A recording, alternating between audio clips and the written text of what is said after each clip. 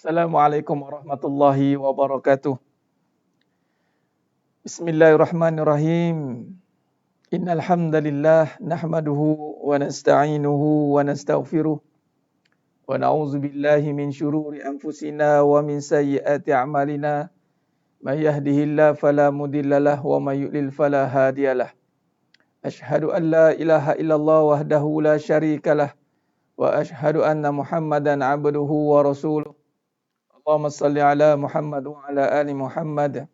Rabbi yassir wa la tu'assir, Rabbi tammim bil khair. Rabbi shrah li sadri wa yassir li amri wahlul 'uqdatam min lisani yafqahu qawli. Allahumma aftah alaina hikmataka wa anshur alaina min khaza'in rahmatika ya arhamar rahimin. Al-Malikul Quddus as-Salamul Mu'minul Muhaiminul Azizul Jabbarul Mutakabbir. Subhanallah ya amma yushrikun. Wallahul khaliqul bari'ul musawwiru lahul asma'ul husna. Yusabbihu lahu ma fis samawati wal ardi wa huwal azizul hakim. Wala haula wala quwwata illa billahil aliyyil azim. Wala manja minallah illa ilaihi, amma ba'du. Sidang jemaahnya rahmati Allah Subhanahu wa taala. Mudah-mudahan kita semua tergolong dalam golongan hamba-hambanya yang benar-benar bersyukur. Alhamdulillah, bagi memberkati lagi majlis kita pada malam yang penuh barakah ni, mari kita sama-sama membacakan Ummul Kitab Al-Fatihah. A'udzu billahi minasy syaithanir rajim. Bismillahirrahmanirrahim. Alhamdulillahi rabbil alamin. Ar-Rahmanir Rahim. Maliki yaumiddin. Iyyaka na'budu wa iyyaka nasta'in. Ihdinas siratal mustaqim. Siratal ladzina an'amta 'alaihim ghairil maghdubi 'alaihim waladdallin.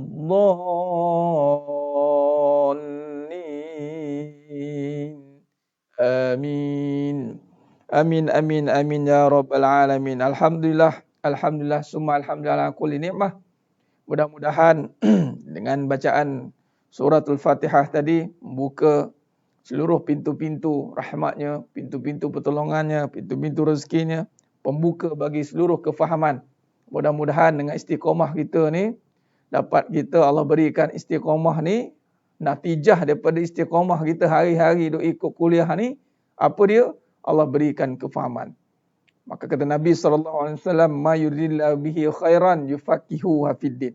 Barang siapanya Allah nakkan Allah, barang siapanya Allah nak berikan dia kebaikan, yufaqihuhu fiddin. Yufaqihuhu fiddin, diberikan kefahaman di dalam beragama. Alhamdulillah, alhamdulillah, summa alhamdulillah. Terima kasih kepada semua yang dah bersiaran bersama saya pada malam ni. Alhamdulillah, waalaikumsalam warahmatullahi. Kepada semua yang bagi salam, ahlan wa sahlan wa marhaban bikum, kepada yang baru mengikuti, yang baru menyertai kajian hakikat kehidupan. Alhamdulillah, alhamdulillah, insya-Allah. Baik, pada malam yang penuh barakah ni kita akan sambung pengajian kita. Kita akan sambung pengajian kita insya-Allah dalam bagaimana kita nak mentafsirkan kehidupan kita ini bersandarkan kepada kebenaran.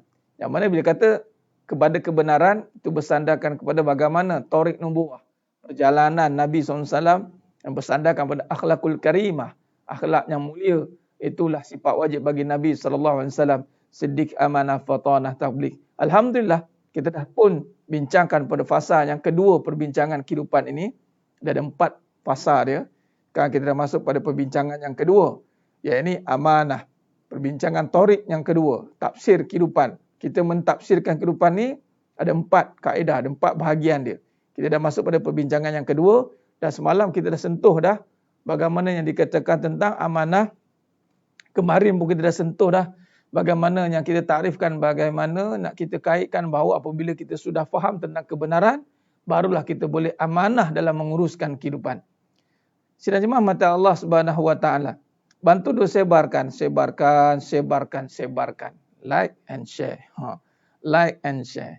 Like and share, sebarkan seluas-luasnya kebenaran, jadilah ejen kepada kebenaran. jadi ejen kebenaran sedang jemaah mata Allah SWT. Mudah-mudahan kita pun dapat manfaatnya, kita juga dapat manfaatnya. Apabila dengan asbab kita sebarkan tu, ta'awanu 'alal birri wat taqwa wa la ta'awalu 'alal ismi wal 'udwan. Ya? Bertolong-tolonglah kita dengan perkara takwa.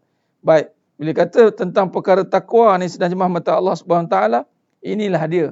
Kita nak menyebarkan, kita nak berpesan-pesan kepada kebenaran. Baik, alhamdulillah.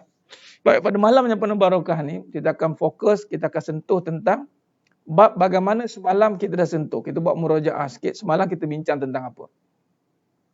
Baik, semalam kita cerita tentang bagaimana apabila Allah SWT itu menjadikan manusia itu bersertanya, bersamanya dengan dipanggil tanggungjawab. Tanggungjawab yang ini suruhan.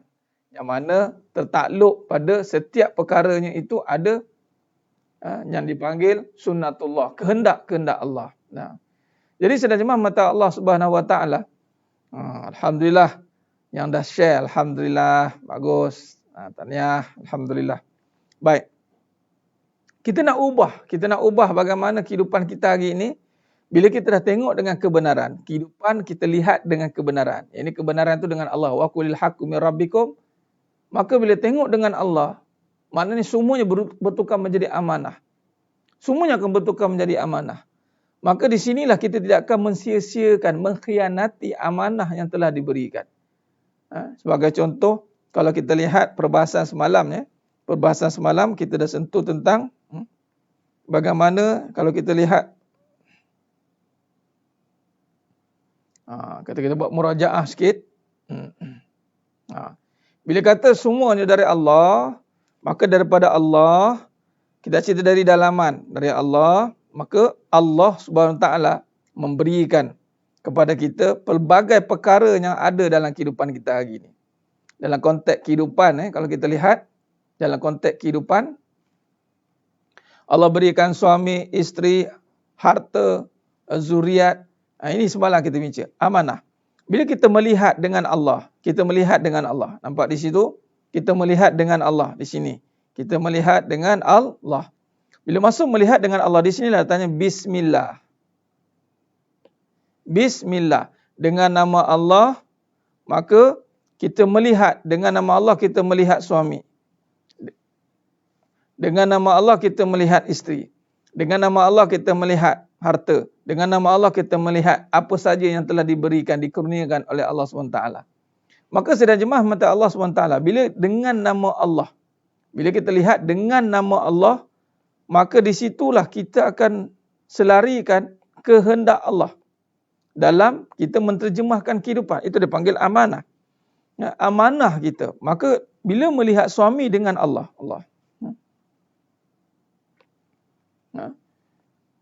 bila lihat suami dengan Allah, okey. Bila lihat suami dengan Allah, lihat isteri dengan Allah, apa maksud dengan Allah? Dengan kekuasaannya. Bila lihat dengan kekuasaannya, akal akan merenung. Akal, bila beramanah ni, kita akan memahami tentang yang banyak kita akan berurusan adalah dengan akal yang waras. Akal yang mana akan merenung segala kebesaran Allah. Ini akal yang merenung segala kebesaran Allah. Baik. Jadi sedang jemaah mata Allah SWT. Baik, sebagai contoh, bila kita melihat, semalam kita sentuh bagaimana Allah menjadikan suami. Bila melihat suami dengan Allah, maka kita akan nampak amanah. Maka apabila seorang isteri melihat suami dengan Allah, melihat suami dengan Allah, yakni melihat dengan kuasa Allah, maka akal yang waras bagi seorang isteri, dia tidak akan mempersoal. Dia tidak akan mempersoal. Saya dalam kenyataan saya tulis dekat Facebook tu, saya tulis apa? Jika jiwa mengenal. Apabila jiwa yang mengenal, dia tidak akan lagi mempersoal. Dia tidak akan mempersoal. Malah dia terus beramal tanpa banyak soal. Contoh, bila Allah datangkan suami, in any condition, apapun keadaan suami ini yang akan Allah jadikan suami ini, tetapi apabila seorang isteri waras akal dia, melihat dengan Allah, bahawa Allah berikan suami ini sebagai amanah untuk isteri melaksanakan tugas. Yang macam ni. Ni. Melaksanakan tugas, maka si isteri akan fokus kepada tuntutan yang Allah taklifkan kepada dia. Ini sedikit ketaatan. Allahumma salli ala Muhammad wa ala ali Muhammad. Maka di sinilah datangnya ketaatan. Ketaatan kepada Allah dalam melaksanakan suruhan, dalam melaksanakan tanggungjawab. Ketaatan kepada Allah dalam melaksanakan tanggungjawab. Okay, baik. Jadi sebab itu kalau kita lihat, semua ini akan mampu dilaksanakan insya-Allah bila kita faham dulu keadaan diri kita. Bila kita faham keadaan diri kita, baru kita akan nampak bagaimana yang dikatakan, bagaimana kita nak membina hubungan hablum minallah wa hablum minan nas. Baik. Cuba kalau kita lihat, sebagai contoh, apabila diri ni struktur jiwa yang mengenal tak akan mempersoal, malah terus beramal tanpa banyak soal. Tanpa banyak soal. Sebab apabila jiwa, ni manusia, nampak? Bila siddiq, saya susun balik, mari kita buat murajaah, ulang kaji. Dia kata siddiq. Ini apa? Siddiq ini, yakni kita bahas dengan mata hati. Ini melihat dengan iman. Dan kita akan fokuskan kepada apa ni? Yakni diri ni. Kita akan lihat wa fi anfusikum afala tubsirun. Baik, pada diri ini akan adanya satu struktur yang dinamakan ataupun satu susun atur. Sunnatullahnya manusia ni, diri ni, pertama diri yang bernama diri jasad. Ni perhati baik-baik, malam ni saya nak fokus pada struktur ni. Jasad, badan, zohir. Zohir lah. Jasadi, rohani. Ni. Ini diri yang batin. Nampak? Ni belum kita berusaha dengan siapa-siapa lagi ni. Kita tak ada berkait dengan siapa-siapa. Baik. Ketika diri kita ini sedang jemaah mata Allah SWT, Allah jadikan. Bila diri ini, bila kita lihat dengan iman, Allahumma salli ala Muhammad wa ala ali Muhammad. Okay, bila lihat dengan iman, melihat pada diri, maka kita melihat tentang kejadian, yang mana kalau rujuk pada surah Ar-Rum, ayat 20, mana Allah kata apa? Allah jadikan wa min ayatihi. Wa min ayatihi, di antara tanda-tanda kekuasaanku, yang mana Allah menjadikan dari dirimu. Allah jadikan diri kita. Boleh rujuk juga dan surah Al-Baqarah ayat 21. Ya ayyuhan nasu ubudu rabbakumul ladzi khalaqakum. Allah jadikan diri kita. Bila kata kita dah renung bahawa dengan mata hati bahawa Allah jadikan diri kita, dan Allah kata dalam surah As-Sajdah ayat 9. Summa sawwahu wa nafakha fihi min ruhih. Maka ketika Allah jadikan jasad, ni dalil ni, maka Allah jadikan summa sawwa, kemudian Allah tiupkan roh. Allah tiupkan roh. Baik. Maka di sini sedang jemaah mata Allah Subhanahu wa taala. Maka perbahasannya di sini, di mana letaknya amanah itu? Amanah ini ditaklifkan pada ni rohani ini. Di sini akan duduknya amanah. Di sini pada roh inilah yang ditanggungjawabkan, dipertanggungjawabkan.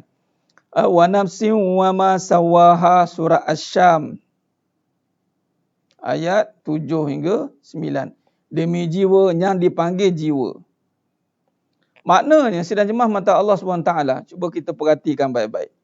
Bila kata Allah jadikan diri kita ni manusia, yang mana tidak hanya pada jasad semata-mata,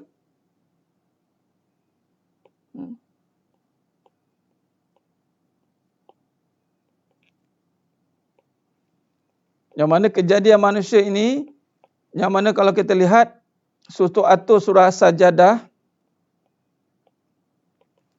ayat 8 daripada air mani yang hina, air mani yang hina, air mani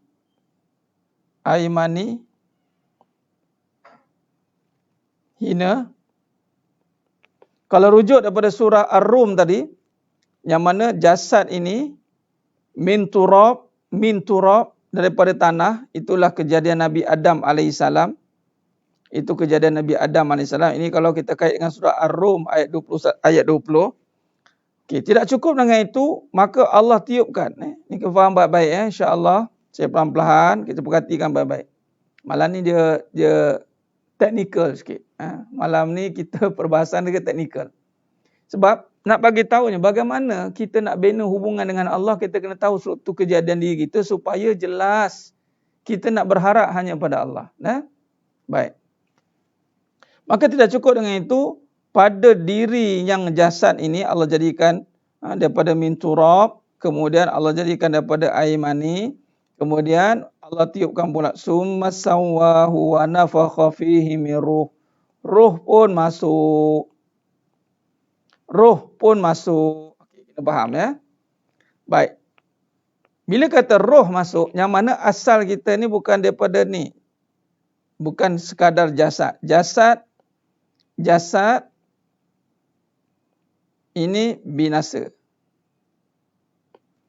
Jasad itu akan binasa. Tapi roh ni lah yang akan kembali bertemu dengan Allah. Itulah dipanggil kembali ke rahmatullah. Kembali ke rahmatullah. Dia akan kembali kepada Allah sebab datang dari Allah. Summa sawwahu wa nafakha fihi min ruhihi wa ja'alakumus sam'a wal absara wal af'idah. Nampak? Qalilan ma tashkurun. Tetapi sedikit manusia yang bersyukur. Bayangkan, diri jasad ini tidak berfungsi sebelum ini. Ketika Allah berfirman dalam surah Al-Baqarah ayat 28.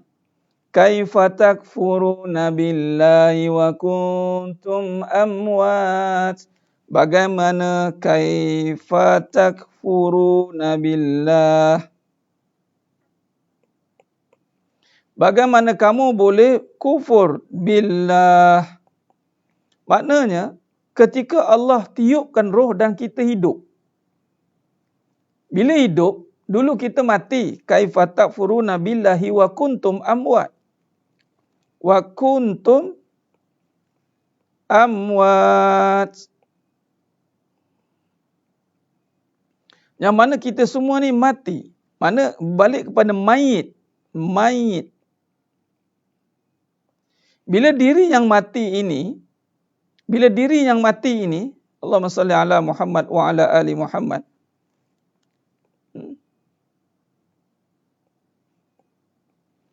Tiba-tiba Allah hidupkan, tiup roh dimasukkan alat, Ustaz. Dia bukan dimasukkan alat, mana ditiupkan saja. Dia tak ada masukkan itu, bukan di bawah bidang kuasa kita untuk fikirkan. Ya. Ditiupkan ni maksudnya bukan dengan kita faham tiup itu ya. Bukan tiup dengan pahaman tiup kita. Dia masuk tiup itu summa sawwahu. Ulama syarahkan tiup ni masuk dengan kekuasaan Allah. Dimasukkan roh dalam jasad kita. Itu masuk dia. Ya. Jadi sidang jemaah mata Allah Subhanahu Wa Taala.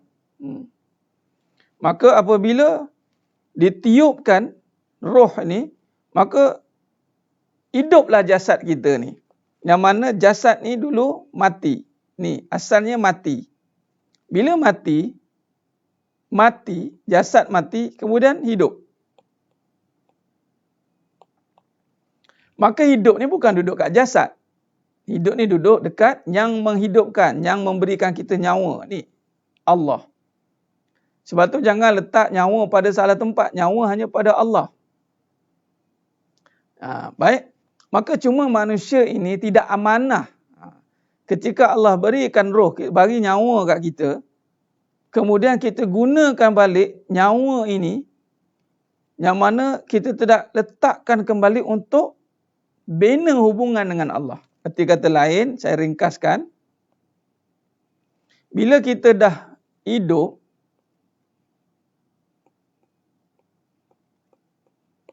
bila dah hidup,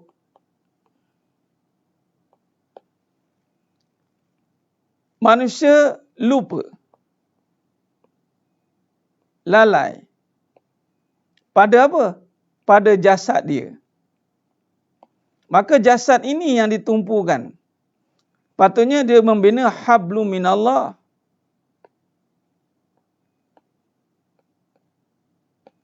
Sebab yang menghidupkan itu Allah. Hidup ini duduk pada nyawa. Bukan hidup duduk pada jasad. Jasad ini mati. Tapi ketika jasad ini sudah hidup, maka kita lupa. Kita lupa untuk menggerakkan jasad ini untuk taat dengan Allah. Ini jadi masalah. Ini yang jadi masalahnya ni. Kita ingkar dengan suruhan. Kita ingkar. Maka jasad ni digunakan untuk taat dengan suruhan. Sebab itu dipertanggungjawabkan pada jasad itu. Dipertanggungjawabkan mana suruhan ketaatan ini pada jiwa. Taat ni kerja hati. Taat ni hati. Maka hati mengenal. Hati itu mengenal. Mengenal hati itu akan asal usul dia. Sepatutnya dia menundukkanlah jasad ini. Tetapi Allah kata, qalilan ma tashkurun. Qalilan ma tashkurun.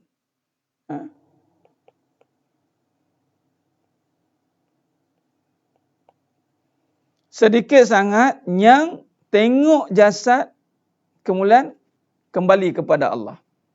Tengok jasad ini, kembali kepada Allah. Sebab kebanyakan dia akan terperangkap dengan jasad ini. Inilah ujian kita.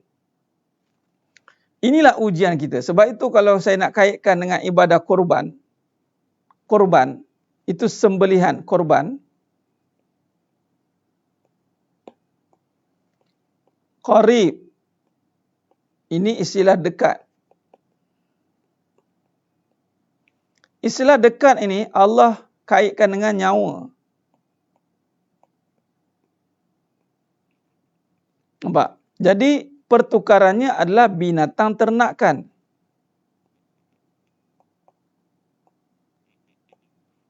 Yang mana asalnya itu kisah Nabi Ismail alaihissalam kan? Tengok, Allah tunjukkan hak nyawa ni adalah hak Allah.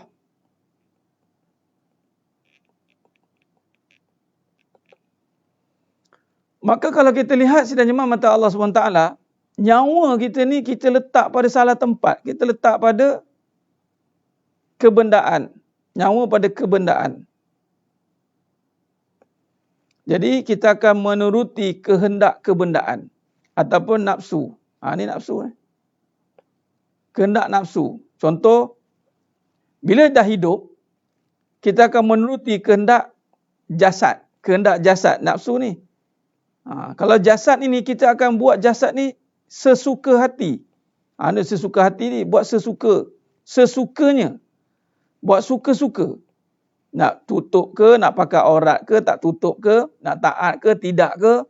Dia buat suka-suka dia. Dia ingat jasad ni dia punya. Dia ingat muka tu dia punya. Kerana apa? Kerana dia tertipu dengan nafsu yang ada pada dirinya. Sebab ini ujian. Orang letak nyawa kat mana? Orang letak nyawa kat anak ni nyawa saya ustaz. Duit ni nyawa saya. Biasa kan? Kat isteri nafas, seluruh nafasku untukmu. Nampak?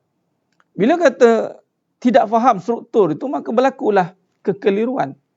Kekeliruan pun akan berlaku. Maka kita akan melanggar hak-hak Allah. Allah berhak atas nyawa ini. Allah bagi nyawa untuk yang mana disebahkan sebagai jiwa. Dia macam ni. Dia masuk dalam jasad. Dia daripada gini. Daripada roh. Ini struktur. Ditiup. Masuk dalam jasad. Dia panggil nyawa. Orang tak panggil lah berroh ya.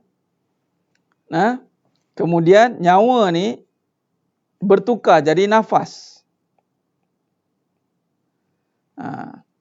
Nafas dia akan bertukar menjadi gerak. Yang gerak ni lah yang duduk pada jasad ni. Gerak ni lah yang akan dipanggil. Dipanggil apa? Jasad ni, gerak ni dipanggil perbuatan. Af'al. Perbuatan ini dia ada tanggungjawab. Sekiranya kita tidak mengenal asal-usul roh ini, asal-usul dari mana, hak siapa, dia akan bertukar ni. Daripada roh jadi nyawa, nyawa jadi nafas, nafas jadi gerak, gerak jadi perbuatan. Maka perbuatan ni fa'alhamaha fujur. Fujur. Ni kefasikan, fasik. Fujurha wa taqwaha, taqwa. Maksud tu dia. Maka di sini sidang jemaah mata Allah Subhanahu Wa Taala,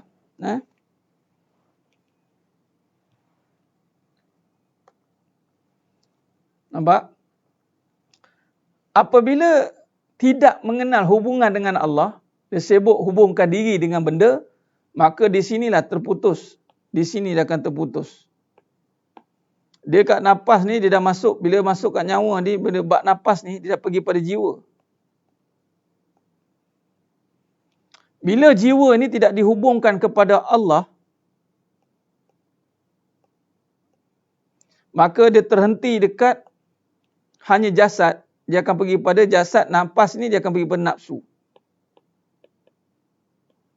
Maka dia hubungkan jiwanya dengan nafsu. Dia akan ke bawah, dia akan jadi rosak tu. Maka perbuatannya akan jadi fasik. Sebab tu Allah berikan kita akal. Pada kedudukan nyawa ni, nafas ni ada jiwa dan ada akal. Kena faham tu. Sebab tu untuk memahami dia adalah, kadang-kadang kita tak boleh nak kontrol benda ni sebab benda ni gaib, tak nampak. Maka sebab itu kita kena masukkan jiwa. Ini kata perbahasan ni, masukkan jiwa ni dengan kebenaran. Bila jiwa dah terisi, maka jasadnya akan terpelihara. Jiwa ni terisi kerana setelah jiwanya terisi, maka akalnya akan waras. Akalnya akan membimbing jasad ini.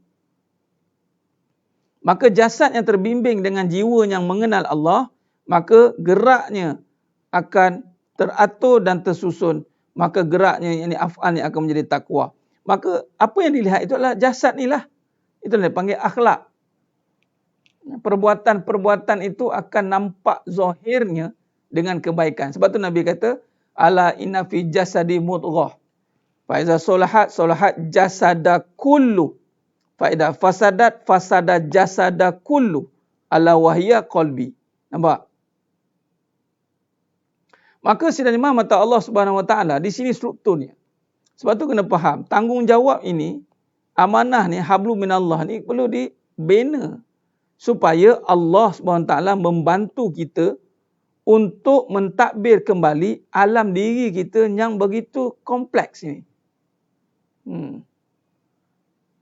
Diri kita begitu kompleks sebenarnya. Sebab tu kadang-kadang orang keliru. Apa maksud fasik? Fasik maksudnya rosak. Rosak. Fasik maksudnya rosak.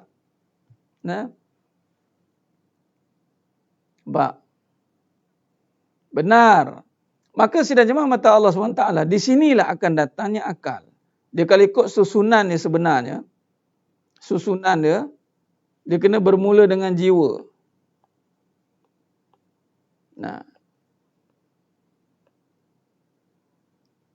Ini kita bagi jasad.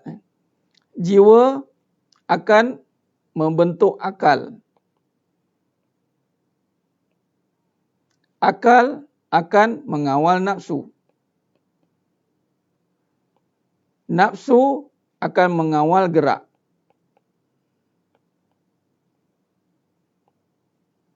Yang gerak inilah yang ke bawah ni menjadi perbuatan.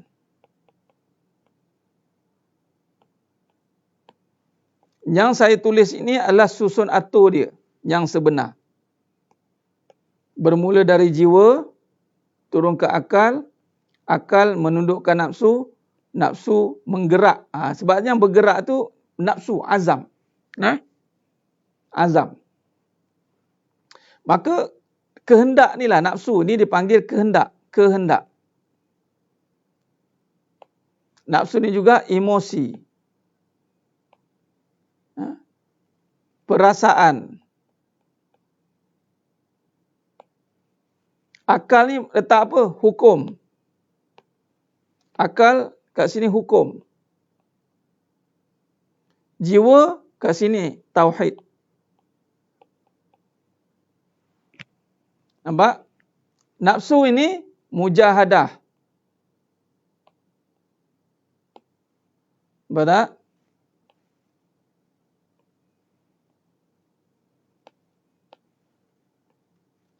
Cerita tentang nafsu apa? Mujahadah.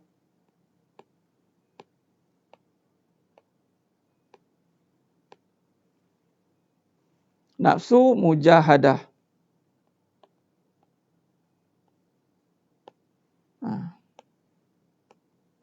Kalau gerak ni apa? Syariat.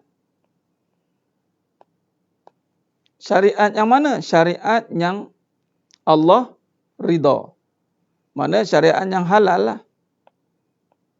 Nampak? Kedudukannya gitu.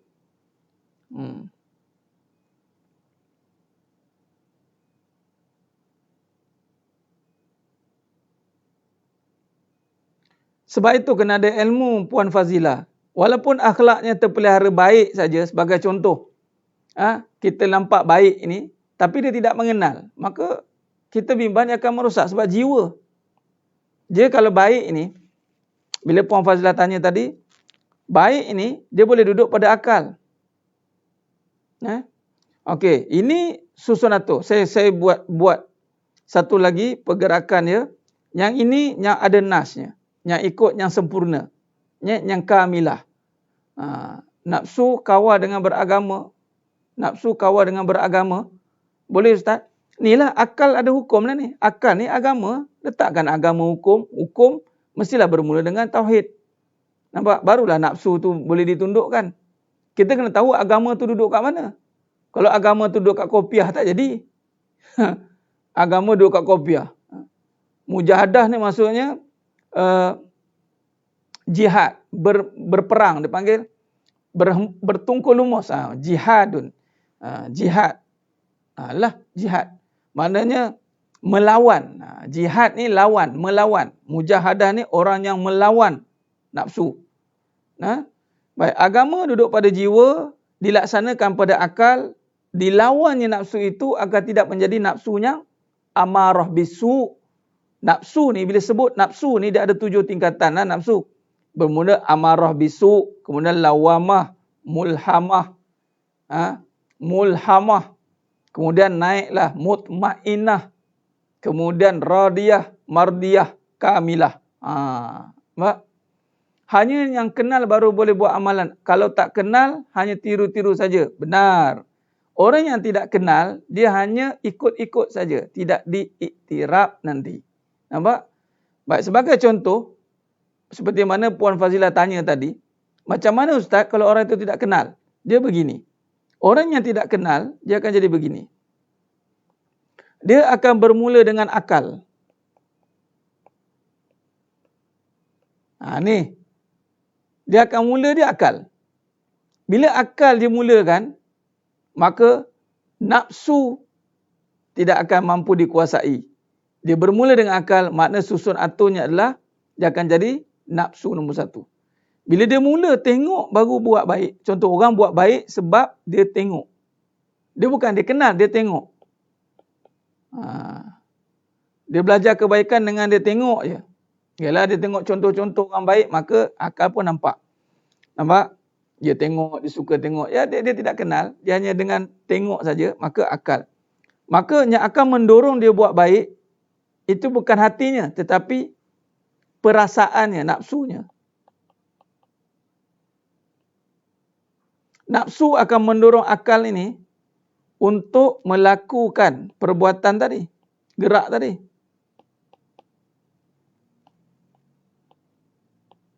Maka gerak ini, mana jiwa-jiwa? Jiwa dia tak masuk. Dia tak ada masuk perbahasan tentang jiwa. Sebab itu jangan terkejut. Ada orang dia boleh buat baik. Dia boleh buat baik sebab nafsu ni perasaan. Jadi dia perasaan sedih ada. Dia tak kenal kebaikan dari mana. Dia hanya didorong oleh perasaan. Perasaan ini didorong oleh keadaan. Dia tengok, maka dia nak buat baik, nak tolong orang sebab kesian. Maka dia buat baik. Percaya atau tidak, orang yang tidak mula dengan hati ni, tidak mengenal, maka kebaikan ni akan pergi kepada diri dia. Pergi balik kepada siapa? Pada diri.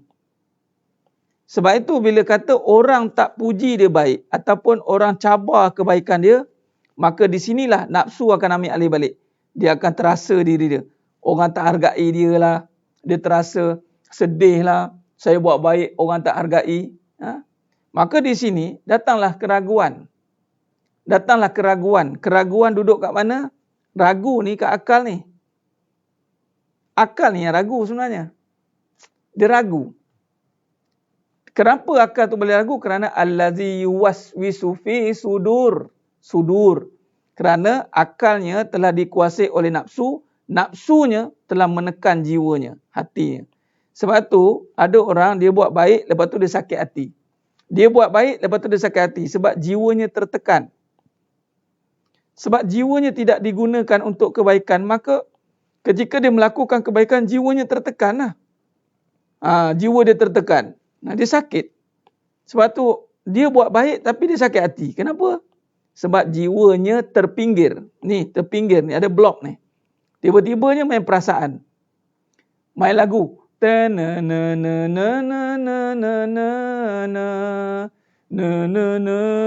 Sedih.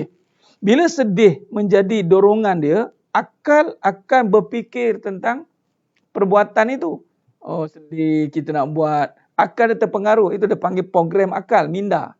Mindanya bukan dipengaruhi oleh hati dia, tapi dipengaruhi oleh perasaan. Minda ni boleh dipengaruhi. Sebab tu jangan terkejut.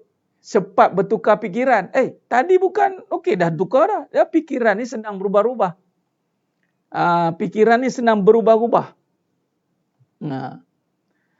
Jadi maknanya bila dia fikiran dia berubah sebab dikuasai oleh keadaan tadi, nafsunya, lalu dia pun berbuat kerana ikut keadaan. Bila ikut keadaan, ketika keadaan itu menyelbahi dia, dia seronoklah. Tapi ketika dia buat baik, orang tak hargai dia, maka hati dia sakit. Itulah dalam hatinya ada syak, ada ragu. Fi qulubihim marad. Dalam hati ada penyakit. Dalam hati ada penyakit. Baik. Kalau kita gagal dalam melawan nafsu, walaupun telah berusaha sungguh-sungguh, macam mana Ustaz, adakah kita dikira tewas dengan nafsu? Ya. Kalau kita gagal lawan nafsu, makanya kita tewas dengan nafsu. Maksudnya, kita akan jadi hamba nafsu lah. Kalah dengan nafsu. Sebab tu tak boleh kalah dengan nafsu. Sebab itulah kalau kita lihat bagaimana kita tidak boleh harapkan akal dengan perasaan kita nak lawan nafsu. Ada harap akal nak lawan nafsu? Mana boleh? Akal takkan boleh lawan nafsu. Sebab itu kena jiwa yang menundukkan nafsu. Dia kena pergi kat sini. Sebab apa kita kalah lawan nafsu? Sebab kita letakkan akalnya nak menundukkan dia. Akalnya nak menundukkan dia. Kita konon-konon bijak, cerdik sangat kononnya nak mengalahkan nafsu. Contoh ada satu cerita tu, seorang anak murid dengan tok guru. Syekh ni dia nak uji anak murid dia. Anak murid dia dah habis mengaji. Anak murid ni kata apa? Ditanya oleh syekh ni, "Wahai anak muridku, kamu telah habis belajar." Suasana mempengaruhi jiwa. Ya, suasana apabila diletakkan tadi keadaan, perasaan tadi Tuan Fairuz. Dia sebenarnya bukan jiwa tu, perasaan. Sebab jiwa ni, kalau suasana boleh mempengaruhi, tetapi sepatutnya jiwa yang mengawal suasana itu. Contoh, suasana takut, berperang. Jiwa yang kuat, dia tidak akan terkesan dengan ancaman musuh. Jiwa yang kuat, yang yakin dengan Allah, dia akan menguasai suasana itu. Suasana ketakutan yang diancam oleh kebendaan. Jiwa yang kuat, tak jauh lah, macam inilah. Orang yang jiwa kuat, orang yang ada amalan kuat, bagi pada contoh orang yang kuat ruqyah, ustaz-ustaz, amalan-amalan, jiwanya kuat, dia kita mungkin takut lagi dengan hantu, mungkin dia tak, dia cari hantu, mana kata. Tempat seram ni. Suasana dia seram, tapi jiwanya ada Allah, tak ada. Jiwanya ada dah mantap, dia akan menguasai suasana tu. Tapi jiwanya tidak kuat, itu yang Tuan Fairuz kata tadi. Jiwanya dikuasai oleh perasaan. Nampak? Jiwa yang dikuasai oleh perasaan. Sebab apa tadi? Jiwa, sebab patutnya dia nombor satu. Nampak? Patutnya jiwa kena dulu. Tapi kita naikkan perasaan. Kita naikkan. Dia perasaan ni, dia kaitkan dengan keadaan. Ni tuan, sebelum ni kita dah bincang keadaan. Yang dipanggil suasana tadi. Keadaan ini, yang cepat terkesan tu adalah perasaan. Yang cepat terpengaruh dengan keadaan itu adalah perasaan dan fikiran. Jiwa tidak. Sebab tu, kalaulah keadaan itu mempengaruhi jiwa, maka kalau disuruh buat benda yang haram, Allah, saya terpengaruh ni. Bukan jiwa yang terpengaruh. Perasaan tu yang terpengaruh, nafsu. Nafsu tu yang kuat mengikuti keadaan itu. Tak boleh tahan, dia buat. Jiwa rasa bersalah dah. Jiwa dah rasa bersalah ni. Jiwa tak suka dengan keadaan tu. Tetapi kerana kuatnya perasaan dia, nafsu dia, yang didorong oleh keadaan tadi, lemahnya akal dia. Sebab bila kita akal nafsu nombor satu, akal ni dikuasai oleh nafsu, jiwa jadi lemah. Jiwa jadi lemah. Nampak? Jadi sidang jemaah mata Allah SWT. Maka sidang jemaah mata Allah SWT. Sebab itu susun atur, bila kalah dengan nafsu tadi, maka habis semua. Di mana letaknya jiwa? Lemah semangat sebab dia letakkan perasaan nombor satu, Puan Ainul. Lemah semangat sebab dia letak nafsu nombor satu, perasaan dia nombor satu. Lemah semangat ni sebab dia tidak kedepankan jiwa dia. Dia tiada keyakinan yang kuat. Dia tidak ada keyakinan yang kuat. Sebab tu kena contoh, orang kata lemah perasaan, tak ada kaitan dengan iman, Ustaz. Okey, baik. Kalau tak ada kaitan dengan iman, ni jiwa ni beriman kan? Kalaulah perasaan itu kat sini, lemah semangat tu dekat nafsu ni. Lemah semangat ni bila nafsu nombor satu. Saya kena tulis kiri kanan, abang nampak. Okey. Ini sesuatu yang benar. Jiwa, kemudian akal, kemudian nafsu. Atau perasaan. Atau emosi. Kemudian apa jadi? Gerak. Ini perbuatan. Dia perbuatan ni sama. Semua dia akan jadi perbuatan juga kat bawah nanti. Gerak ni dia akan sama. Kat mana berbeza? Nampak kat sini Yang ini nafsu. Kemudian akal. Nafsu, akal. Akal, nafsu.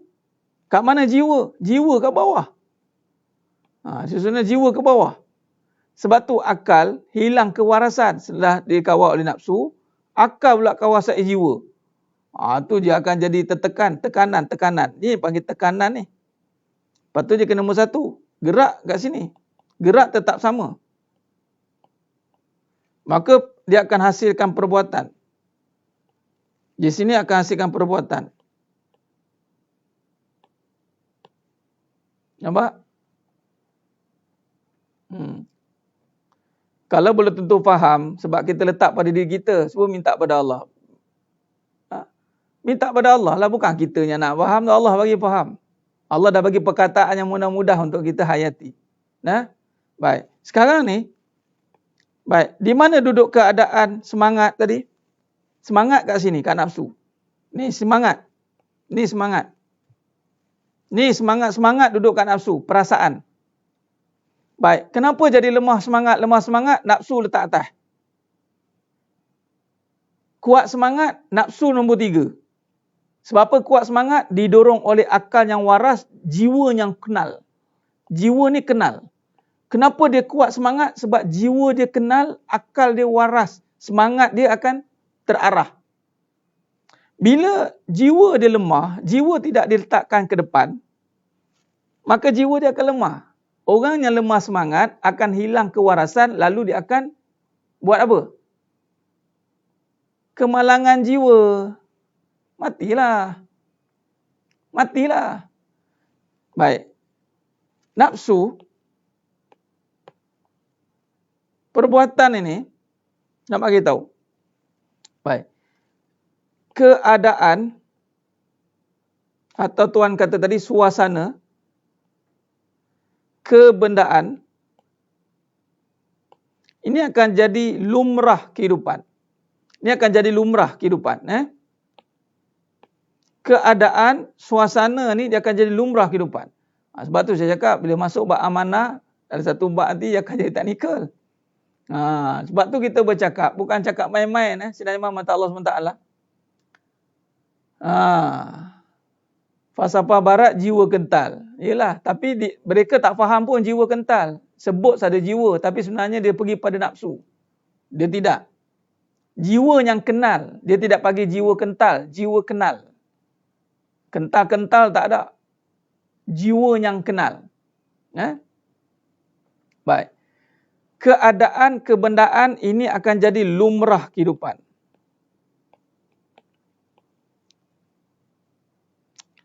Bila hidup kita tidak melihat dengan kebenaran, maka keadaan ini akan menguasai. Kebendaan akan menguasai. Sebab tu kita mula dengan Iqra. Bacalah dengan nama Allah. Tujuannya adalah, contoh, perhati baik-baik. Allahumma salli ala Muhammad wa ala ali Muhammad. Boleh? Boleh? Baca kopi. Baca kopi. Minum. Saya rasa subjek ni dah mudah dah ni. Okey semua. Baik, suasana keadaan susah. Susah, senang. Susah senang ni apa? Susah senang apa? Keadaan. Kebendaan, harta. Baik. Okey. Jiwa yang kenal. Bukan jiwa yang kental. Jiwa yang kenal. InsyaAllah. Ya, maaf ya, jiwa itu hati. Hati itu jiwa. Takrif saja. Kalimah. Boleh insyaAllah. Allahumma faqihu hafidin wa alim nabi takwil. InsyaAllah. Allah bagi faham. Allah bagi faham. Alhamdulillah. Sila buat. Boleh Tuan Haji. Silakan. Okey. Okey, Mat. Saya nak susun ni. Boleh? Okey. Baik. InsyaAllah. Baik. Maka di sini, cuba lihat. Lumrah, balik kepada perbuatan ni, maka kita akan berhadapan susah dan senang. Kita akan berhadapan dengan harta, kebendaan. Baik, kalau tidak kita mulakan dengan, sebab tu saya mulakan dengan sidik. Sidik ni maknanya melihat. Dua-dua ini, susah, senang, harta, ini adalah kita takrifkan sebagai makhluk kejadian. Okay. Ini kejadian kan? Kejadian. Baik, bila kejadian, makhluk,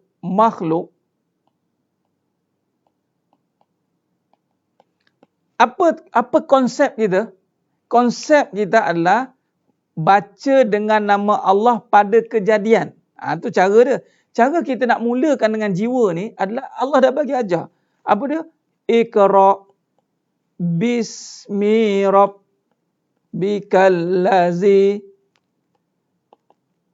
khalaq.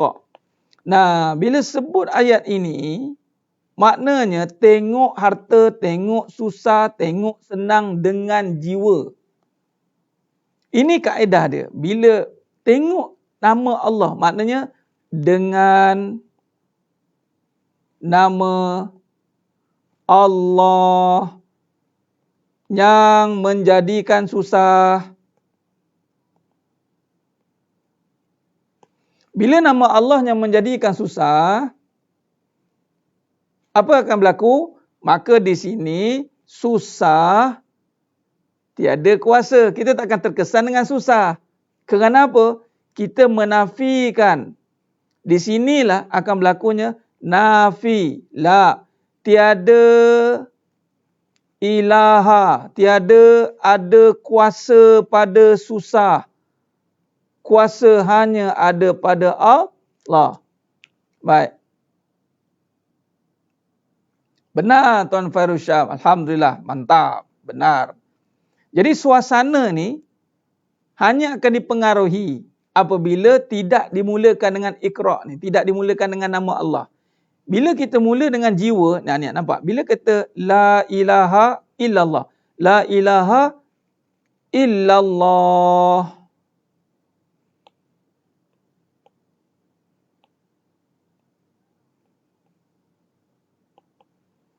Makanya di situ kita kata tiada ada kuasa pada susah. Nanti kalau ada kelas intensif lah kita buat satu-satu nanti insya-Allah. Tiada ada kuasa pada susah, kuasa hanya ada pada Allah. Bila begitu, jiwa akan mula aktif.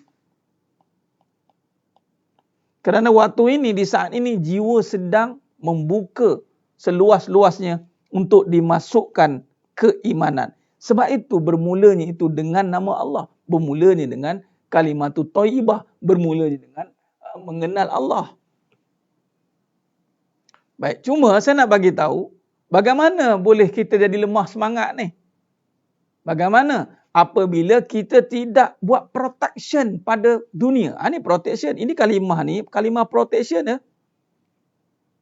Ini kalimah protection. Sebab tu Iqra' Bismi Rabb ni adalah kata kunci untuk mencegah diri daripada perasaan duduk depan. Contoh, kalau tak baca benda ni, kalau kita tak buat perkara ni, kita tak baca ni, tak buat semua ni,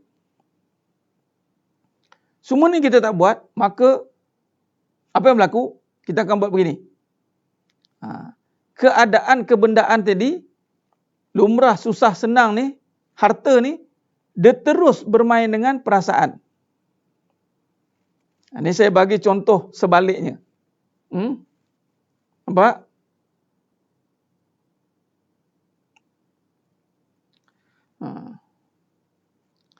Baik. Maka kalau sekiranya susah, senang atau suasana, harta, ini tidak dilihat dengan nama Allah. Contoh susah, senang, dia terus ambil perasaan dia. Dia tak tengok dengan nama Allah, dia tengok dengan perasaan. Apa perasaan? Perasaan bila susah, perasaan apa? Susah, sedih. Bila senang, perasaan apa? Gembira. Bila susah, itu sedih letak depan. Atau bila senang, gembira letak depan. Nampak Allah tidak? Tak nampak. Nampak sedih, nampak gembira lah. Baik, didorong apa lagi? Sedih ini akan mengambil akal. Perasaan ni akan mengawal akal. Sedih, dia mula berfikir tentang kesedihan dia. Sedih, memikirkan keadaan kesedihan dia. Kesusahan, sedih, Ustaz. Saya tak dapat makan, saya tak dapat minum. Sedih, akal dia mula kontrol. Dikontrol. Akal dia mula dikontrol oleh perasaan tadi. Yang perasaan tadi menyebabkan akalnya sempit. Lalu dengan kesedihan, dia tidak mampu berfikir dengan waras. Kesedihannya pasal, maka dia mampu menentang Allah. Hukum hakam tolak tepi dulu. Yang penting, aku tengah sedih, aku nak menyelesaikan kesedihan ini. Kalaulah kesedihan itu berpunca daripada manusia, maka manusia ini akan dianggap sebagai punca kesedihan. Maka perkara pertama dia nak akan buat adalah, bagaimana aku nak menghapuskan manusia ini. Ini datangnya perbunuhan. Ini datang pergaduhan. Padahal sedih tu kerana dia letakkan sedih di hadapan, dia meletakkan perasaan ataupun nafsu yang utama. Nafsu ni jangan ingat, oh laki kahwin lagi nafsu. Dah, nafsu ni kebendaan. Asal nafsu dia, itu cerita tentang kebendaan. Maka, apa punca kesedihan itu? Oh, orang ini ada orang ketiga dalam hidup dia. Oh, saya sedih. Maka orang ketiga itu akan dicincang 18. Akal dia tak waras dah waktu tu. Sebab perasaan nombor satu. Akal tak waras. Jiwa tertekan lah. Jiwa dah ada tekanan lah. Terpanggil tekanan jiwa. Sebab ditekan oleh akal. Ditekan oleh perasaan. Jadi sebab tu orang kata sakit hati ni. Orang panggil hati lah. Orang takut nak sebut sakit jiwa. Jiwa nampak sangat pula hospital Tanjung Rambutan. Dua elemen ni tekan jiwa. Sakitlah. Maka bila jiwa pula sakit, sedih, akal tidak waras, jiwa jadi derita. Bila derita, maka datanglah kerosakan. Nampak? Ni susun atur dia. Nah. Sebab itu bila kata tengok saja keadaan, bincang. Sebab tu jangan bincang keadaan. Jangan keadaan lawan keadaan. Keadaan tidak boleh diselesaikan dengan keadaan. Keadaan perlu diselesaikan dengan kewarasan. Nampak tak? Nampak? Dia akan jadi nombor satu perasaan. Perasaan jadi nombor satu, akal jadi nombor dua, jiwa jadi nombor tiga. Lepas tu apa jadi? Jadilah. Sebab tu orang kata, perasaan saya nak tak mana? Perasaan saya letak mana, Ustaz? Saya ni diduakan, Ustaz. Perasaan saya sakit. Mulalah. Dia letak depan perasaan. Lepas tu dia pula cakap gini. Sedangkan binatang pun ada perasaan. Lepas tu binatang pun cakap, jangan sama aku dengan kau. Binatang lagi mulia. Sebab apa? Binatang perasaan dia, kurang-kurangnya, dia berzikir pada Allah. Dia memang binatang dia nafsu. Tapi nafsunya tidak dikuasai oleh diri dia, tidak dikuasai oleh nafsu. Pernah tengok kucing menangis? Pernah tengok kucing tersadai kat tepi, ditinggalkan lelaki? Tak mana-mana lelaki dia tersyenggu. Tinggallah kucing dengan anak-anak dia. Panggil apa? Tergedik-gedik lah kadang-kadang 5 ekor. Mana bapak ni entah. Tak ada pula tension tengok kucing. Kita kadang-kadang binatang pun ada perasaan. Ya, binatang ada perasaan, tapi hidup binatang tidak dikuasai oleh perasaan itu. Kita yang ada akal dikuasai balik oleh perasaan. Kitalah makhluk yang sering murung. Kitalah makhluk yang sering sedih. Bila kita cakap macam ni, marah. Kita kena raikan perasaan sedih itu. Ikutlah. Orang Islam tak ada masa nak sedih. Sebenarnya, anda ingat saya ada masa untuk sedih dengan keadaan. Anda ingat saya ada masa untuk lalai sangat dengan keseronokan. Dapat benda-benda ni. Saya tak ada masa. Amboi. Kenapa cakap macam tu, Ustaz? Dah jiwa duduk depan. Kita kena tunduk pada kekuasaan Allah. Kita tahu pada di sebalik kesusahan itu ada kuasa Allah. Di sebalik kesenangan itu ada kuasa Allah. Bila kita nampak kuasa Allah pada setiap perkara, sebelum ada benda tu kita dah seronok dah, sebab kuasa Allah yang menyebabkan ketenangan. Bukan sebab kebendaan. Nampak? Keadaan boleh diselesaikan dengan kewarasan kita. Nampak? Tapi bila perasaan duduk depan, tak boleh buat bincang lah. Tak boleh buat bincang lah. Bawa cincang lah. Perasaan duduk depan tak boleh. Nampak? Jadi sidang jemaah mata Allah SWT. Maka, bila duk mainkan perasaan, kata-kata, perasaan ni kata-kata pujangga lah. Jadi menyebabkan orang suka bermain madah bicara, kata-kata yang membelai perasaan. Dia tak membelai jiwa sebenarnya, dia membelai nafsu. Sebab tu orang kata jaga hati, jaga hati. Mana ada jaga hati? Jaga perasaan sebenarnya. Jaga nafsu. Ikutkan nafsu sangat. Kalau nafsu sedih, ikutkan sedih. Kalau nafsu nak gembira, ikutkan gembira. Akal habis. Habis akal kita. Diperbodohkan. Diperbodohkan oleh apa? Perasaan tadi. Allahumma salli ala Muhammad wa ala ali Muhammad. Jadi sebenarnya mata Allah SWT. Tahu tak kita hari ni tertipu dekat mana? Dekat sinilah perasaan ni.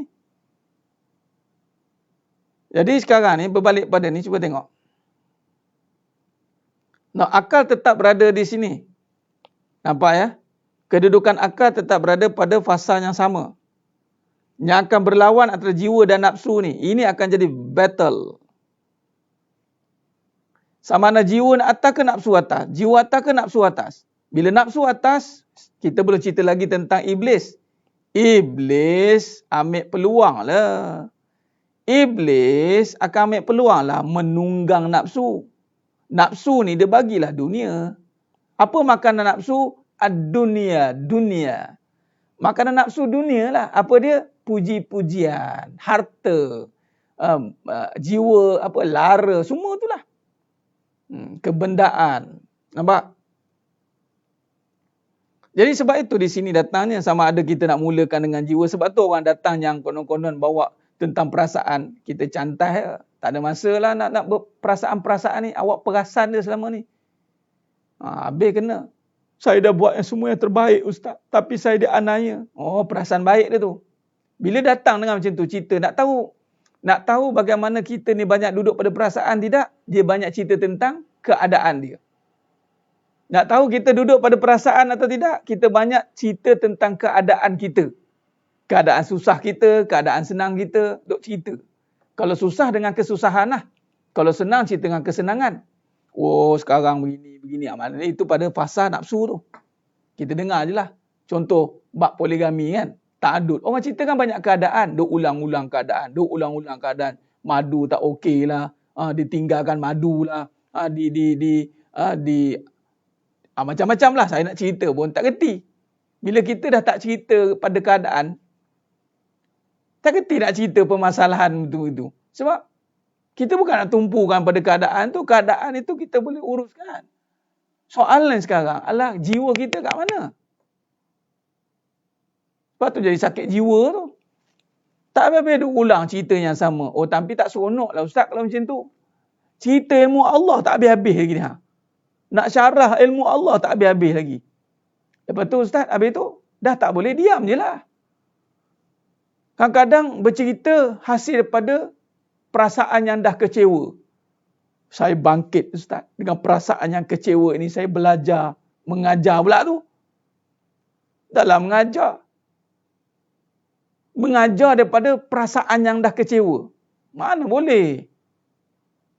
Jangan salah. Memang semua nak mencari jalan penyelesaian. Tapi jangan salah cari. Jangan salah cari penyelesaian dengan... Kita kena faham lah. Sebab tu bermula niat dengan betul. Allah jumpakan nanti dengan yang betul. InsyaAllah. Jangan cari golongan yang welcome to the club. Yang mana terkesan dengan perasaan mana? Kita buat grup. Grup perasaan semua.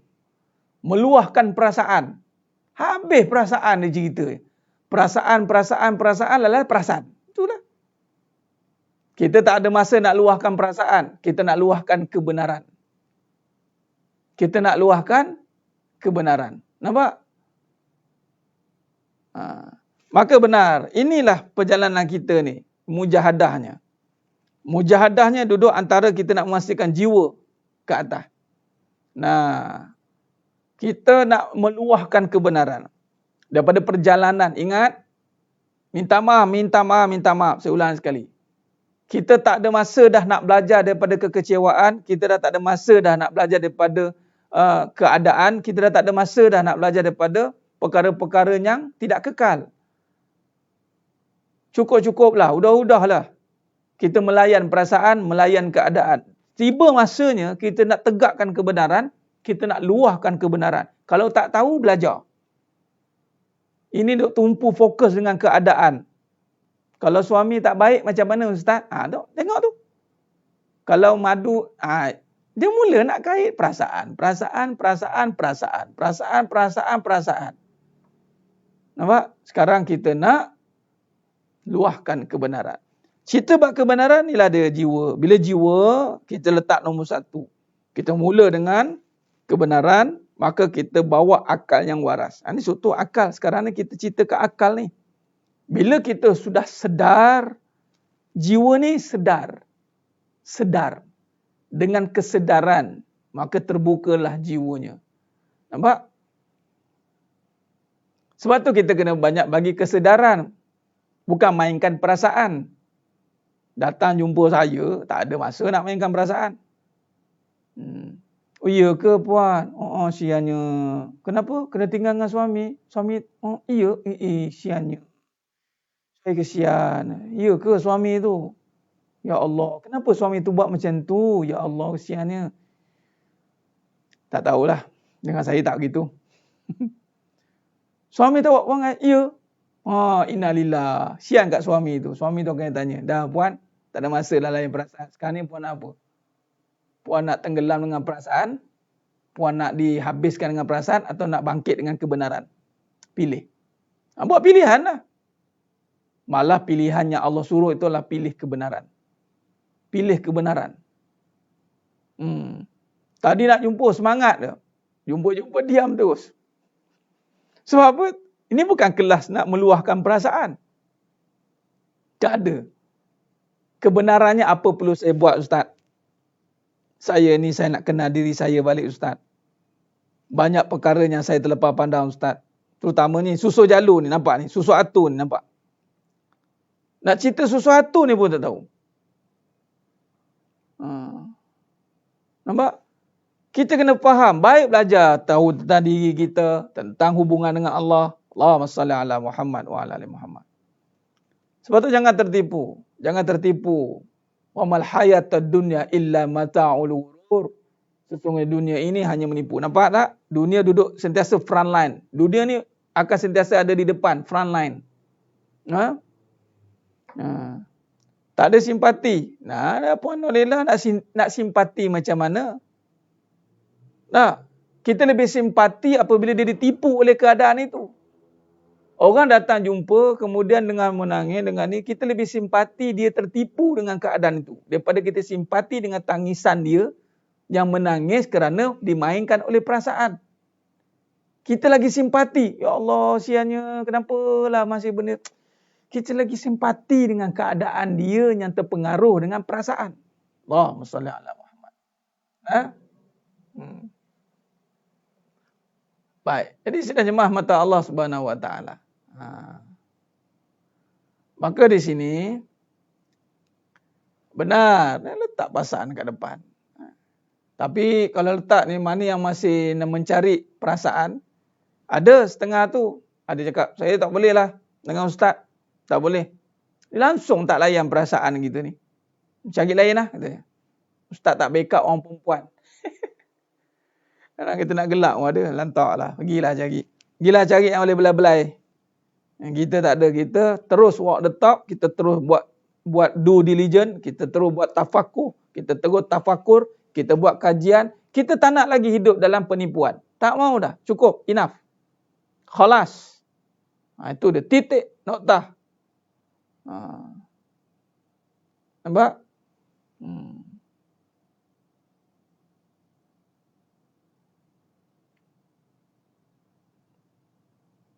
Allahumma salli ala Muhammad wa ala ali Muhammad.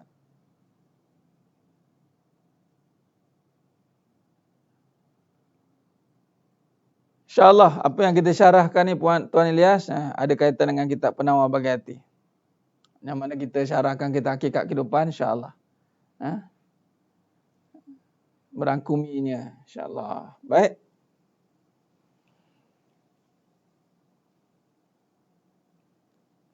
Baik, barulah kita faham tentang hablu minallah wa hablu minan nas. Itulah dia.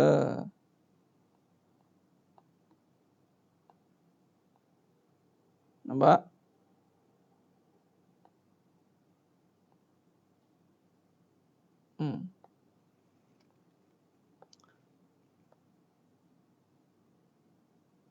Muka surat 99.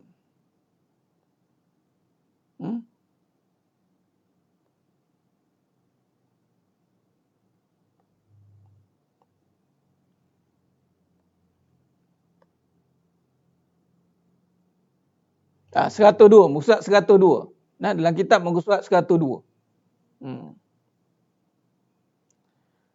Perasaan ni dia kemudian, dia nombor 3 sebenarnya. Nak belai-belai setelah kita faham. Bukan kata kita tidak belai perasaan tu. Perasaan nombor 3. Perasaan akan melakukan tugasnya setelah jiwa dan akal itu sempurna. Macam mana tak nak hidup penipuan oleh nafsu, jangan ikut nafsu. Ya, pengalawan. Itu je. Jangan ikut perasaan.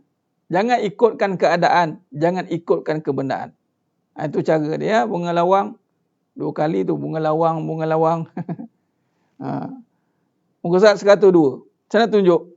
Dan surah Yunus ayat 58 kata Allah, katakanlah wahai Muhammad, kedatangan Al-Quran itu adalah semata-mata dengan limpah kurnia Allah dan kasih sayangnya.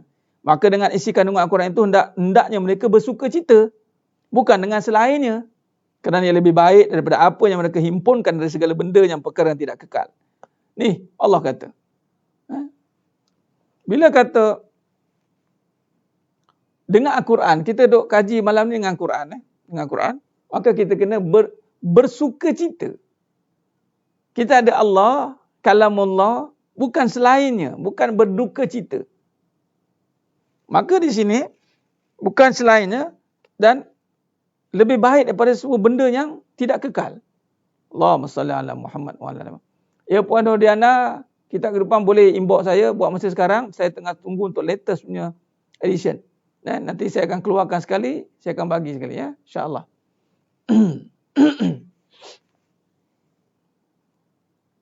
Allahumma salli ala Muhammad wa ala Muhammad. Maka di sini kalau kita lihat daripada sesuatunya pada Maha Pengasih, Penyayang, tadi hak kebenaran turun pada diri kita, rasa berkasih sayang. Ini bau daripada kebenaran jiwa, akal. Ini bawa perasaan. Perasaan tu ditundukkan oleh kebenaran. Perasaan ditundukkan, maka kita akan berkasih sayang dengan Allah. Dengan Allah. Maka kita akan barulah kita menyayangi dan mengasihi sesama manusia. Nampak? Alhamdulillah Puan Rosma. Amin. Haza min fadli Rabbi. Syukur. Alhamdulillah. Ini kata minan nas. Hablu minallah. Dengan Allah, dengan jiwa tadi kita melihat kebenaran. Bila lihat kebenaran, lalu kita menyatakan pada diri kita itu, yang mana perasaan kasih sayang. Perasaan kasih sayang. Nampak? Perasaan kasih sayang. Itu datang dengan kebenaran. Bukan dengan kebendaan. Perasaan itu datang dengan kebenaran. Yang mana dikawal oleh akal yang faham tentang hukum hakam. Maka bila kata dah faham, maka barulah perasaan tadi disalurkan pada tempat yang benar. Pada yang telah disyariatkan. Apa dia? Perasaan kasih sayang. Maka perasaan kasih sayang itu, maka zahirkanlah pada yang halal. Ada suami, lahirkan perasaan kasih sayang tadi. Ada isteri, lahirkan perasaan kasih sayang tadi. Dengan sesungguh-sungguhnya lah. Itu sebab tu tak ada istilah tersayang. Saya tak ada istilah isteri tersayang. Saya ada isteri yang saya sayang sungguh-sungguh. Betul. Ini ter-ter. Masih ter-ter saja. Sayanglah sungguh-sungguh. Sayang sungguh-sungguh. Ada seorang, sayang sungguh-sungguh seorang tu. Ada 2, sayang sungguh-sungguh. Ada 3, banyak Ustaz. Ialah tu ramai tu. Sayanglah sungguh-sungguh. Kenapa boleh sungguh-sungguh? Sebab perasaannya telah dikawal oleh akal yang mengenal melalui jiwa yang kenal. Allahumma salli ala Muhammad wa ala Muhammad. Maka tiadalah istilah ketandusan kasih sayang. Tak ada. Jelas? Alhamdulillah. Tak ada ter-ter. Sayang sungguh-sungguh. Ini sayang main-main. Sayang sungguh-sungguh. Tak ada main-main. Sungguh-sungguh. Berapa persen sayang saya pada abang saya, abang pada saya? Tak ingat tanya macam tu. Bang, saya sayang abang sungguh-sungguh. 100%. Amboi. Bagaimana kamu 100%? Menurut syarahan dalam pengajian hakikat kehidupan. Dalam bab amanah, syarah terus kat suami dia. Apabila kita kenal kasih sayang itu dengan jiwa, dari jiwa turun kepada akal saya yang waras, maka akal ini mengawal perasaan saya. Lalu akal mengatakan bahawa laksanakan hukum sungguh-sungguh. Maka perasaan pun menyayangi abang sungguh-sungguh. Tanpa syarat bang. Tahu betul. Ini ikutkan keadaan. Habis-habis ikut keadaan. Nyanyalah. beruntunglah yang memiliki suami atau isteri. Tak apa. Orang beruntung orang beriman, bukan orang yang memiliki suami atau isteri. Nah, Puan Syawati, orang beruntung adalah orang beriman. Kalau ada suami tidak beriman, rugi. Kalau ada isteri tapi tidak beriman, rugi. Orang yang beruntung orang beriman. Orang beriman. Dia yakin sungguh bahawa Allah lah yang menyayangi dia, lalu dia menyayangi. Kenapa awak ni mah? Kata. Jah. Abang jah. Kenapa awak sayang abang sungguh-sungguh? Bang, Allah sayang saya sungguh-sungguh, bang. Ruah kasih sayang Allah pada saya, bang. Takkanlah saya nak sayang abang 20%. Saya sayang abang 100%, bang. Luar biasa. Wah, betul. Tuan Fat tak ada calon, insya-Allah. Amin. Benda Allah calonkan Tuan Fat nanti kita ya. Amin. Allah marzuk alaika. Allah kurniakan atas kamu zaujatan salihah. Isteri yang salihah. Amin. Insya-Allah. Jangan bimbang. Ada. Tak lari gunung dikejar. Yang penting kasih sayang itu sudah ready untuk diluahkan. Luahkan dulu kasih sayang pada ketaatan. Sayang dulu pada amalan. Sayang dulu pada segala amalan. Ini nak sayang. Nanti suami cakap dah makan ubat belum? Dah bang, ubat vaksin Tauhid 99. Puan Fazilah cakap, saya dah makan ubat dah bang. Puan Fazilah buat gitu, pegang tangan abang kita tu. Abang, mulai hari ni bang, abang jangan ragu dengan kasih sayang saya bang. 100% bang. Pegang. Pandang mata abang, pandang mata saya bang. Pandang. 100% bang. Tu doalah ke Allah. Ya Allah, bagilah kekuatan untuk aku menyayangi suamiku. Ini kita nak sayang dengan diri kita. Mampu ke?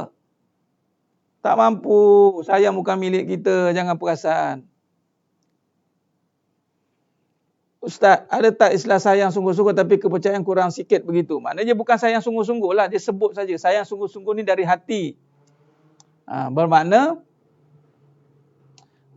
dia tidak sempurna lah keyakinan dia. Dia mungkin sebut saja. Dia ikut-ikutlah sebut. Sebenarnya bila kata dah sayang sungguh-sungguh, sudah pasti kepercayaannya utuh. Dia sayang sungguh-sungguh ni kerana setelah yakin dia tentang kewujudan kasih sayang yang ada tanpa ada tempat, yang ada tanpa ada permulaan, yang ada tanpa ada pengakhiran. Itu kan akidah. Maka bagaimana sayang sungguh-sungguh tapi tidak percaya? Macam mana itu? Maka dia tidak ada istilah sayang sungguh-sungguh kalau masih ada keraguan. Jarang cakap sayang pada suami. Lepas ni cakap, Puan Nur Azlina, jangan malu-malu. Itu nama perasaan yang telah dikawal oleh kebenaran. Cakap. Kalau tak nak cakap pun buktikan. Boleh. Dua-dua boleh. InsyaAllah.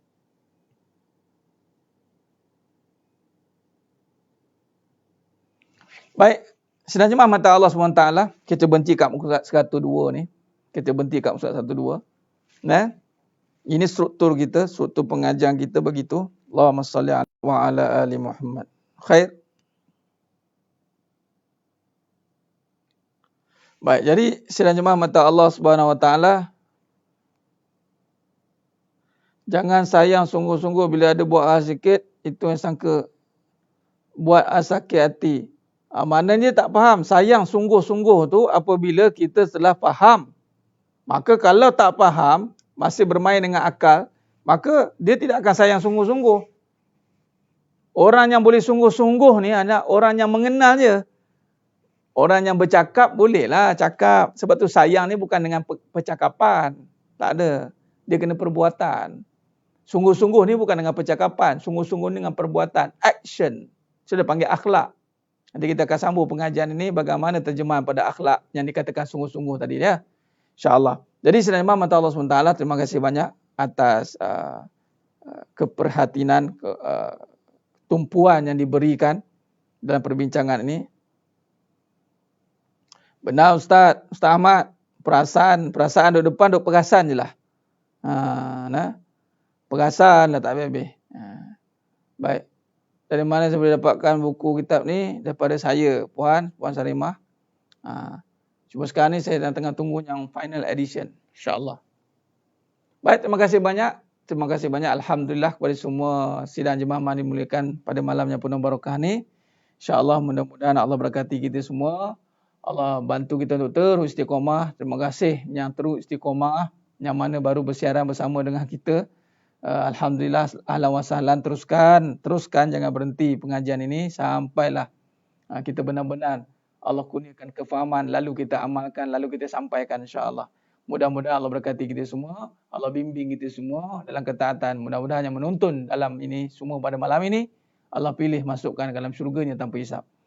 Alhamdulillah, mohon maaf. Mohon maaf yang baru, alhamdulillah, terima kasih yang baru. Alhamdulillah, Puan Ida Nur Syimah baru, alhamdulillah. Sebar-sebarkan asbab sebar-sebar tu amal juga yang baru, tahniah. Alhamdulillah, cukup setakat itu saja. Mohon maaf atas terkasar kata tu, kurang bicara, kurang dalam penyampaian.